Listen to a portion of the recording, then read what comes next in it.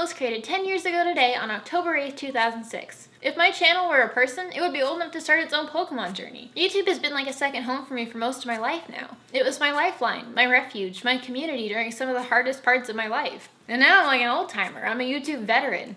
Back in my day, we were all just kids making videos in our rooms with webcams. 1,000 subscribers was a huge milestone. Getting 100,000 video views or even 10,000 was a huge deal. It was a different place back then. Remember when videos looked like this? Or this? No? Well, probably not, because statistically, the majority of you probably had no idea YouTube even existed at that point in time. Heck, maybe some of you weren't even born yet. Oh man. But a lot of you have watched me grow up, which is pretty incredible. You've watched me change from a nerdy, reclusive 13-year-old obsessed with Pokemon to, well, still that, I guess, just older. But hey, I have grown up a lot as a person over the past 10 years.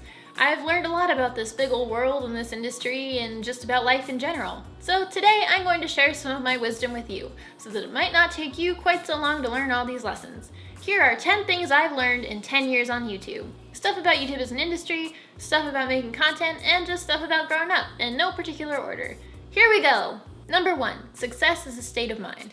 So in 10 years, I've worked really hard and built my channel up. And I've seen huge channels rise up out of nowhere and accomplish more in a few months than I have in a decade. Now, am I bitter about this? Yes, absolutely. But I've also learned to stop counting my success relative to other people so much. There will always be someone bigger than you, better than you, or just luckier than you. And with YouTube especially, it tends to feel like an infinite theater. No matter how many seats you fill, it always feels bad that you could never sell out the show. 600,000 subscribers is more than 500,000 people, and way more than any of the biggest channels had when I first started. But I still feel like a small fry no matter how big I get, because there's always somebody bigger. And that probably won't ever change no matter how long I do this. I'll never matter as much as somebody else. And I think this is something that everyone can relate to no matter what you do, unless you're like John Cena or something. Everyone feels small because somebody else is bigger. So what's the trick to not feeling bad about this? Well, every time you catch yourself comparing yourself to somebody else, stop and force yourself to put your journey into perspective. My life isn't like anybody else's life. I was a neglected, abused kid with an unaccommodated learning disability, and I thought I would never amount to anything. But I've made a life for myself where I can live comfortably in a place I feel safe, doing what I love. And when I really stop to think about that success matters more to me than my view count or subscriber number ever will. The real triumph of my channel isn't reach or influence, but that I found a way to survive when I never thought I could. So I'm fine with being a nobody, cause I'm a happy nobody who worked really hard to get to where I am, and I'm proud of that. I just want to think about anything that comes after this as additional good things, not a step on the road to solving my entire life. Number 2, criticism is not the only path to improvement. Here on YouTube, there's not a lot of buffer between you and your audience. It's pretty unique to be able to directly communicate with the people you're making content for, and hear exactly what they like and don't like about it. And when I first started out, I felt like this made for some pretty great guidelines. People had a certain way that they liked their content, and their feedback was going to lead me down the path to making videos that would be universally loved by everyone. It seemed pretty clear to me that there was a right way to do things, so I had to make sure to do everything as right as possible to be successful. And people would grade me on that with their comments. But it turns out you have to be careful how you use this information, because it can actually start making your videos worse if you treat it as gospel. Critique and criticism of your work is important to a degree. For example, if your audio isn't up to par, people complaining about it is a good indicator that you should probably buy a new microphone, but it's not the only way to find ways to improve your content. And at a certain point, using it as your only metric is going to cause you problems. Because as it turns out, there isn't a right way to make content that'll be universally loved by everyone. Taste is subjective, and even if there's a popular way of doing things, you're never going to please everyone no matter how hard you try. There's just no way. I put myself in a very narrow box trying to be everything that everyone wanted me to be. And I wasted a lot of time and energy trying to win over people that were just never going to like me or my content. I would get really hung up on things people would point out about my looks or my mannerisms or even just the ideas I was trying to express, and it was really putting limits on what I was making. It wasn't until I realized that criticism wasn't making my videos better anymore that I learned to let go of that and start trusting my own instincts and experience. That's not to say that all feedback is useless. You can get wrapped up in the details sometimes, and another perspective can help you see the work as a whole, but don't let it dictate how you make your content. Number 3, trust your own judgment. It was pretty tough to navigate the business side of things when I first started doing this professionally. When you're young and inexperienced, there are going to be a lot of people who want to take advantage of that. When I first started out, I was in desperate need of a way to monetize my content, because at the time, only YouTube partners could make money, and you couldn't become a YouTube partner if your videos contained game footage. So yes, this really was the caveman days of YouTube. I was broke and living off of reheated spaghetti and in a really bad situation at home, so I was desperate for a way to support myself so I could move out on my own. One day, this guy contacts me and asks me to start working for him. He says he has a huge viewer base already set up, and that I would make 50% of what his website made if I started uploading my videos there. So I said sure. Things were looking up at first, but it quickly became apparent that this guy didn't really have any viewers, so in order to make money I would have to start promoting the site. I had some ideas for how to do this because I had already been making online video for a long time at that point, but he insisted we do things his way and he wouldn't listen to any of my suggestions. He had me do things like create fake accounts and leave comments on my own videos. He consulted some so-called experts and told me to change things about my videos. And he wanted me to do some pretty shady things that I was really uncomfortable with. No, not like that, get your mind out of the gutter. And meanwhile, I was still working basically for free because the site hadn't generated any revenue. And I was spending so much time promoting the site that I didn't even have time to make videos. Eventually I realized that this was just stupid. I knew how to grow my own content. I'd already been doing it for 5 years successfully at that point. So I was sure that if I was ever going to make money making videos, that I was better off working for myself than for somebody else. So I quit, and lo and behold, I've turned YouTube into a career all by myself. So even if you're young and there are people around you who tell you they know better, trust your own instincts. There are gonna be a lot of people who want to profit off of your success, and you gotta protect yourself from ending up on somebody else's bottom line. Don't work for exposure, don't trust businessmen, don't sign any contract that lasts for more than a year, and don't sell yourself short. Trust your own judgment. You know what you're doing better than anyone else. Number 4, networking for the socially inept. Now, I'll admit I'm still really inexperienced in this area, because for most of my time on YouTube I was basically a hermit. I had no confidence and no friends. I'm a pretty big introvert, and I had a lot of self-esteem issues for a long time. So I basically avoided any social interaction of any kind for years. But networking is a huge part of the job, so it's something I've had to try to learn even though it really doesn't come naturally to me. I'm an awkward person, and I think networking in itself is kind of inherently awkward, because it's not a normal social situation. You're not meeting someone and establishing a friendship organically based on chemistry, you're meeting someone for the express purpose of establishing a working relationship, so it's never going to be totally smooth.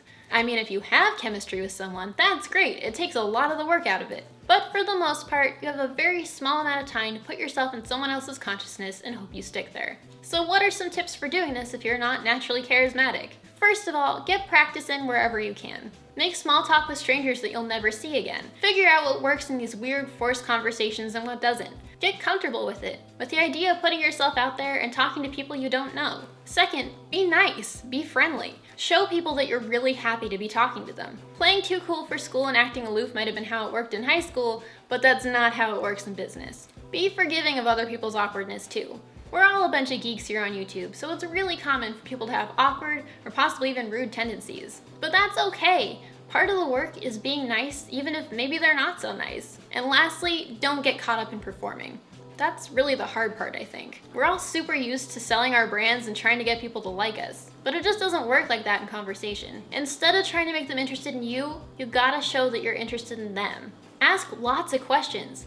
Open-ended questions that keep the conversation moving. People like talking about themselves. Everyone does. I do, you do. If you want someone to like you, get them talking about themselves. Then you'll stick out in their mind as that one nice person who liked them, and they'll remember you.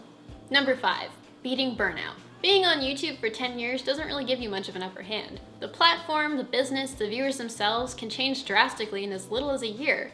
So really, pretty much everyone is relearning the game constantly. But if there's one thing it's taught me that's always useful, it's how to stay passionate about your work. YouTube might not seem like a lot of work from the outside, but when I was uploading weekly, I had no days off, even with an editor, and I was basically never off the clock. It takes a lot of dedication to do this consistently.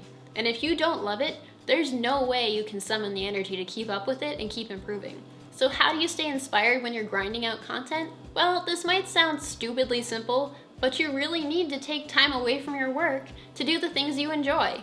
I used to feel so guilty for taking time off of videos that I didn't really have to do things like goof off and play a video game or watch some Netflix. But here's a nice thing I learned along the way. Goofing off is actually an essential part of the job. When I don't give myself time to relax and do the things that I want to do instead of working on videos, I have a much harder time coming up with ideas, and my videos really suffer as a result. I end up making stuff I hate, and creating it is like pulling teeth because I'm not giving myself time to recharge. YouTube is ultimately a creative medium, so your creative faculties are valuable assets, and they require maintenance. You have to stimulate them with the things you find truly inspiring for them to keep working properly.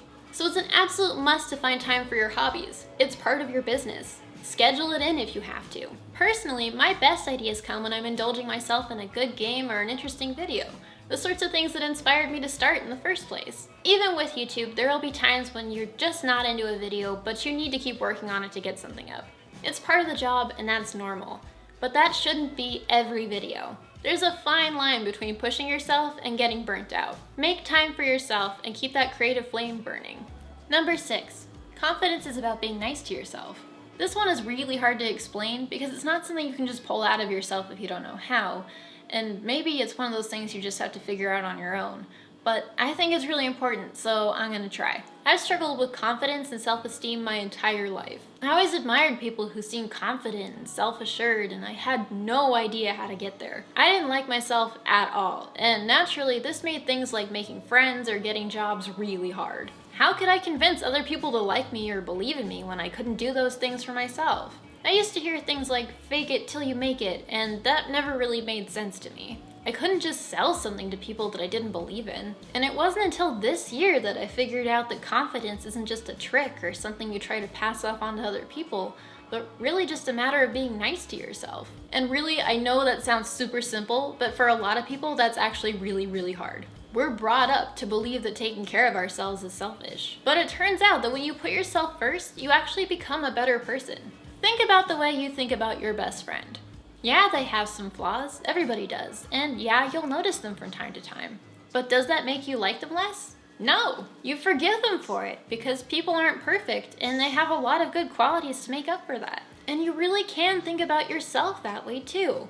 It takes a lot of work if you're not used to it, but you really can be your own best friend. You can forgive yourself for your flaws and believe in your own good qualities. It turns out that when you stop judging yourself and give yourself some understanding, you do better work, other people like you more, and you can handle your problems better. When something goes wrong in my life, it doesn't take me nearly as long to recover from it now that I'm trying this newfangled being nice to myself thing. My videos have improved because I can do my job better, because I can be a better boss to myself. And now that I have a sense of my own worth, I have an easier time believing that other people might actually like being around me, and I can talk to people easier. Judging myself is still my default, and I still catch myself doing it now and then. But it's much easier to be a good person, a good entertainer, a good friend, and just a happy, stable human when you're nice to the person whose consciousness you live inside of. So, give it a try. If you catch yourself judging yourself, just forgive yourself a little. Cut yourself some slack. And then maybe buy yourself an ice cream cone and go watch a funny movie. It's nice to have your best friend with you all the time, because it's you. Number 7, dealing with bullies. I've had a P.O. box for the past several years, and overwhelmingly, the number one thing kids write to me about is getting bullied or picked on for liking dorky or nerdy things. So, since I basically grew up with my bully, I have a lot of experience with this, so I'm gonna tell you what I've learned about it. The first thing you have to understand is that you or your interests are not the reason you're being bullied. If you stop liking the thing they're picking on you for, they're gonna find another reason to pick on you. Because bullying is never really about the victim, it's about the bully. They're insecure or unhappy about themselves, so they need to pick on you to feel better. So don't ever feel the need to change or drop something that brings you joy just because someone else is using it as an excuse to be mean to you. You are not the problem here. I don't care how dorky you are or how childish or nerdy your hobbies are. If they bring you joy, hold on to them. They're not a waste of time because they're serving a positive function in your life. The second thing you gotta know is that it's okay if someone doesn't like you. It doesn't mean you're a bad person. You're gonna meet hundreds of people in your life, and some of them are gonna like you and some of them won't. And that's not a reflection of you. That's just an odds thing. Not everyone you meet is going to be compatible with you personality-wise. But I want you to know that most people, even if they don't like you, are not going to go out of their way to hurt you. They're not going to be bullies that make your life harder. Wanting to be liked by people is a survival instinct, because when people don't like you, they can be a threat. So it's okay, it's natural to worry about what other people think. But just know that you don't have to feel threatened every time someone doesn't like you. Just focus on the people who do like you and support you. But how do you actually cope with a bully while it's happening? Because that sucks, no matter how you think about it, right? Well, there are basically two things you can do. One is you can be strong and endure it and escape into the things that make you happy and avoid your bully at all costs. It's unfortunate that you may have to do this. When you're in school, you are relatively trapped with the people around you. So you may just have to hang in there until you're out on your own in the world and you can choose who you spend time with. And then number two, I really recommend you tell an adult if a bully is causing you harm. It's the adults around you's jobs to protect you from harm, and if they refuse to do anything about this, persist, tell all the adults, all the ones you know. Hopefully one of them will step in and help protect you, and if they don't, then it's neglect. So you really need to persist, and just know that adults can be wrong about things. If they refuse to do anything, if they say you're overreacting, just stand your ground. Stand up for yourself, because you are in the right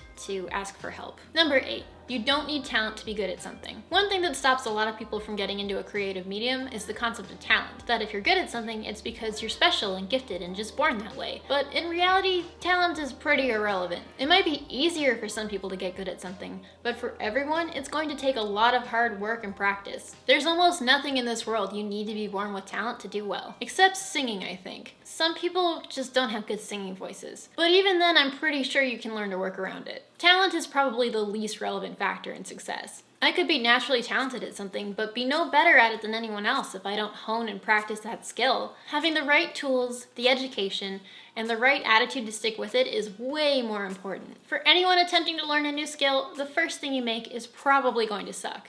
But you have to keep going anyway. Don't give up just because you think you suck. If you want to get good at something, get yourself the tools and keep practicing. I learned this in my first college art class. You can train yourself to do anything. Tenacity and resilience are the only skills required. If you set your mind to it, anything in the world, and you really commit, you can do it. And if you do want to quit just because you're not good at it, you have to ask yourself why you're doing it in the first place. The only reason to ever give up on something is because you don't enjoy it or you don't care about it. Number 9, changing people's minds requires empathy. I've always had a strong sense of justice, and I've always wanted to make a difference in the world and stand up for what I think is right. And even before I started on YouTube professionally, I had a big interest in social issues. So when things worked out for me here, I felt I had a responsibility to use my platform to reach out to people and try to make a positive change. But it also exposed me to a lot of different kinds of people and different points of view that I had never considered before. So I spend a lot of time thinking about how best to communicate with people, and this is something I've learned. If you want your audience to be receptive of a point you're trying to make, you have to understand why they feel the way they do in the first place. A lot of the time when I see people talking about these issues, they're starting out on extreme sides and attacking the opposition. And I think anger has a place. It can be useful. And when you feel really strongly about something, it's hard not to get angry about it sometimes. Anger is passion, and passion motivates people to make a change. But if you really want someone to listen to what you have to say, don't attack them. That's the quickest way to close their mind. It's easy to see the opposition as the enemy, to turn them into a straw man, because if you can dismiss their point of view, it's less threatening, less scary. But if you turn the other side into boogeymen and resort to mocking them, you forfeit the chance to ever change their mind. Maybe they feel the way they do because they're just as scared as you are. You can be angry, you can be scared, but remember that those you disagree with are real people, and even if you think they're wrong, they'll never understand you unless you make the effort to understand them, even if they came to their conclusion out of ignorance, especially if they came to their conclusion out of ignorance. Number 10, you can't protect yourself from everything, but you can survive. As someone who's struggled with anxiety my entire life, fear is a constant part of my existence. So I've had a lot of time to think about fear and its role in my life. And over the past 10 years, I've learned a lot about my brain and why it works the way it does. When you feel scared, there's a part of your brain called your amygdala that flares up and triggers your fight or flight response. And the more that part of your brain gets triggered, the more sensitive it can become. So for someone who's been scared a lot or has been put into a lot of scary situations, your amygdala can get inflamed and it can start involuntarily interpreting things as threats that aren't really going to hurt you. When I was a kid, I was scared so much that I started fearing the sensation of fear itself. Being afraid constantly felt so terrible to me that I was more afraid of things that might make me feel scared than the reality of scary things themselves. And today, having faced a lot of really scary realities in my life, that's still true. The feeling of fear itself and living with it so constantly is so much worse than when your fears actually come true. Because it turns out that protecting yourself from things is way more about feeling safe than it is about actually being safe. Safety is an illusion. Ultimately, no matter how much you try to protect yourself from things, it's not possible to be totally safe from everything. This is an unsafe world where bad things can happen in any number of ways at any moment. But in a strange way, I found comfort in that. The illusion of safety is so much more valuable than real safety. And for me, I never really got to have that illusion. I learned very early on in my life that nobody I trusted would protect me from terrible things. But you know what the nice thing is about that? I learned that I can survive pretty much anything. Because when your worst fears come true, you find out how much you can live through and still come out okay. You find out how resilient you are. No matter how awful something feels, you can live through it and you can recover. So if you're struggling with your brain and these involuntary responses to things, it's okay. It's not your fault, and I know it feels so sucky. You can learn ways to cope with it. Seeing a therapist was a huge turning point for me, so I encourage you to try and get help if you're struggling too. You're not alone. You'll be okay. We can live through this. Woo! So there you go, the infinite wisdom of a 23-year-old. It's been a long journey for me here on YouTube, so I want to thank you guys for being a part of it, no matter where you joined me. I wouldn't have been able to get this far, or anywhere really, without your support. So thank you from the bottom of my heart for sticking with me. I wonder if in another 10 years we'll be able to look back on right now and laugh about the kinds of things that we used to find entertaining. Like, man, can you believe that people used to think that 10 million subscribers was a lot? Or maybe there won't even be a subscription feature in the future and we'll all just get videos beamed directly into our brains via satellite or something crazy like that. Well, no matter what it's like, I'm excited for whatever's next. And I hope that you'll do me the honor of sticking around for more videos. See ya!